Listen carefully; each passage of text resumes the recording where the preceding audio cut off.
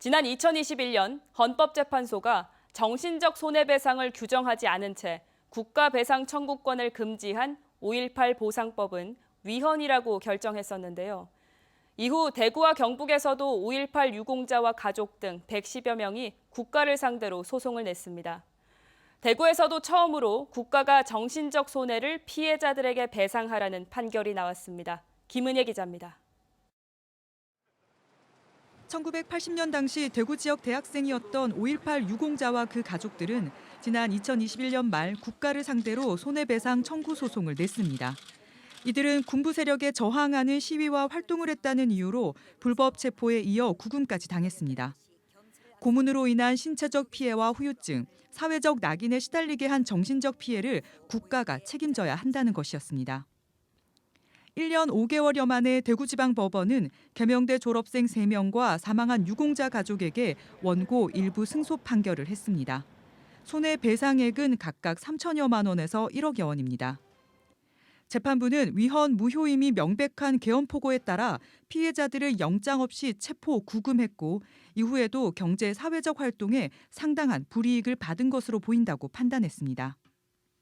정신적 손해가 있더라도 손해배상 채권 소멸시효가 만료됐고 이전에 지급받은 보상금에서 공제해야 한다는 정부의 주장은 받아들여지지 않았습니다. 또 국가가 고문을 인정할 만한 객관적 증거가 없다고도 주장했지만 법원 판단은 달랐습니다.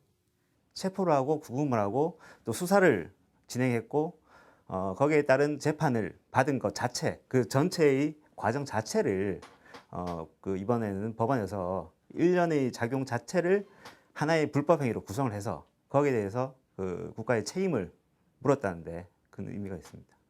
하지만 지속적인 사찰과 감시는 증거가 없다며 인정되지 않았습니다. 이들이 청구한 손해배상액은 2억여 원에서 4억여 원, 구금 일수만 고려한 손해배상 산정에도 당사자들은 아쉬움을 나타냈습니다. 대구지법에는 12건의 관련 소송이 선고를 앞두고 있습니다.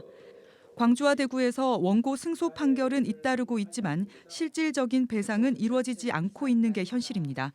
정부가 대부분 항소하고 있기 때문입니다. 법원이 국가가 가해자로서 인정을 하고 피해를 보상하라는 거거든요. 법무부가 거기에 반해서 폭력이나 고문에 대한 증거가 없다고 해서 항소한다는 것은 피해자에 대한 2차 가해다라고 저희들은 생각을 하고 5.18 유공자들에 대한 정신적 피해 보상을 개별 법원에 맡기지 말고 입법을 통해 제도로 해결해야 한다는 목소리도 여전합니다. MBC 뉴스 김은혜입니다.